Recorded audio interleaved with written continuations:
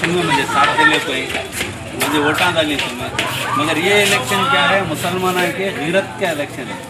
मुसलमाना के गीरत के ऊपर आपको है, एक नेशनल पार्टी मुसलमाना टिकट दी नहीं, इसलिए हमें संघर्ष कर रही। हमें तुम्हारा पसंद है नहीं है सेकेंडरी, तुम्हें बाकी के 13 हिस्सा में किनको बात होता लो, मुसलमान ठहरी, दूसरे ठहरी, लेकिन तुम्हारा रिक्वेस्ट करता हूँ हाथ जोड़ को कांग्रेस पार्टी को डालो। ठीक है बोले तो मुसलमानों का गीरत का मसला, पैसे देते हैं तो बांटो पूरे मोहल्ले में, पैसे पूरे जो उनके कत्ते देते हैं, ये कोर्ट को 5000 रुपये देते भी लो, तुम्हें अल्लाह को वास्ते कांग्रेस पार्टी वोट डालो नको। मुसलमानों का गीरत का मसला पूरे कर्नाटक की आवाम आज दावणगेरे को देख रही। हमारी इज्जत का सवाल है, मुसलमानों की इज्जत का सवाल। एक बार मुसलमानों की इज्जत का सवाल बताओ, यत्ता पूरा देखें तुम्हें क्या क्या हुआ करके बोल के इलेक्शन का, तुम्हें एक बार होश की काम। ಈ ಸತಿ ಬದಲಾವಣೆ ಬಯಸಬೇಕು, ನಿಮ್ಮ ಆಯ್ಕೆ ಕಾಂಗ್ರೆಸ್ ಪಕ್ಷ ಹೊರತುಪಡಿಸಿ ಯಾರೇ ಇರಲಿ, ಕಾಂಗ್ರೆಸ್ ಪಕ್ಷ ಹೊರತುಪಡಿಸಿ ಯಾರೇ ಇರಲಿ, ದಯವಿಟ್ಟು ಬದಲಾವಣೆ ಬಯಸಿ. ನಮಗೆ ಹಾಕ್ರಿ ಅಂತಾನು ಹೇಳ್ತಾ ಇಲ್ಲ, ನಾನು ಕಾರ್ಪೊರೇಷನ್ಗೆ ಬಂದೆ ನನಗೆ ಹಾಕ್ರಿ ಅಂತ ಹಾಕಿದ್ರಿ, ಸಪೋರ್ಟು ಮಾಡಿದ್ರಿ. ಈ ಸತಿ ಐತಲ್ಲ ನನಗೆ ಹಾಕ್ರಿ ಅಂತ ಕೇಳ್ತಾ ಇಲ್ಲ, ನನಗೆ ಹಾಕದೇ ಇದ್ರೆ ಕಾಂಗ್ರೆಸ್ ಪಕ್ಷಕ್ಕೂ ಹೋಗ್ಬೇಡ್ರಿ, ಬದಲಾವಣೆ ಬಯಸಿ. ಈ ದಾವಣಗೆರೆಯ ಭಾಗ್ಯವನ್ನು ಬದಲಾಗಬೇಕಾದ್ರೆ ಅಭ್ಯರ್ಥಿ ಕಾಂಗ್ರೆಸ್ ಪಕ್ಷವನ್ನ ತಿರಸ್ಕರಿಸಬೇಕು ಅಂತ ವಿನಂತಿ. ಒಂದ್ಸತಿ ಅವಕಾಶ ಮಾಡಿಕೊಡ್ರಿ ಬದಲಾವಣೆಗೆ. ಸಹಕಾರ ಇತ್ತು, ನಿಮ್ಮ ಮತದಾನ ಕೂಡ ನಿಮಗೆಲ್ಲ ಮಾಡಿದ್ದೀರಾ. ಈ ಏರಿಯಾದ ಹಳಬ್ರು ನಾವು ಇಲ್ಲೇ ಹುಡುಕಿ ಅಹಮದ ವಿಷಯ ಮಾಡ್ತಕ್ಕಂಥ ನಾನು. ರಾಜಕೀಯ ಅಂತ ಹೇಳಿದರೆ ಎಲ್ಲರಿಗೂ ಸಮಾನವಾದ ಹಕ್ಕು ಇರಬೇಕು. ಇಲ್ಲಿ ರಾಜಕೀಯ ಅಂತ ಹೇಳಿದರೆ ಒಂದೇ ಕುಟುಂಬ ವರ್ಗದವ್ರಿಗೆ ರಾಜಕೀಯದಲ್ಲಿ ಆಳ್ತಾ ಇದ್ದಾರೆ, ಸಚಿವರಿದ್ದಾರೆ, MP ಇದ್ದಾರೆ, MLA ಇದ್ದಾರೆ, ಮತ್ತು ಅವ್ರದ್ದೇ ಮನೆಗೆ ಗೆಲ್ಲಿಸೋದು ಅಂತ ಹೇಳಿದರೆ ಇದು ಅನ್ಯಾಯ.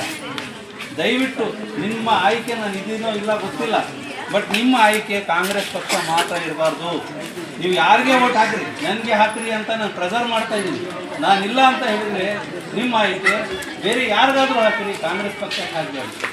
ಈ ದಾವಣಗೆರೆಯ ಉದ್ಧಾರ ಆಗಬೇಕು, ಈ ನಮ್ಮ ಏರಿಯಾ ಮೊಲ್ಲಗಳು ಉದ್ಧಾರ ಆಗಬೇಕಂತ ಹೇಳಿದರೆ ನಿಮ್ಮ ಕಾಲಿಗಾದರೂ ಬೀಳ್ತೀವಿ. ದಯವಿಟ್ಟು ಕಾಂಗ್ರೆಸ್ ಪಕ್ಷಕ್ಕೆ ಮಾತ್ರ ಯಾರಿಗಾರ ಹಾಕಬೇಕು.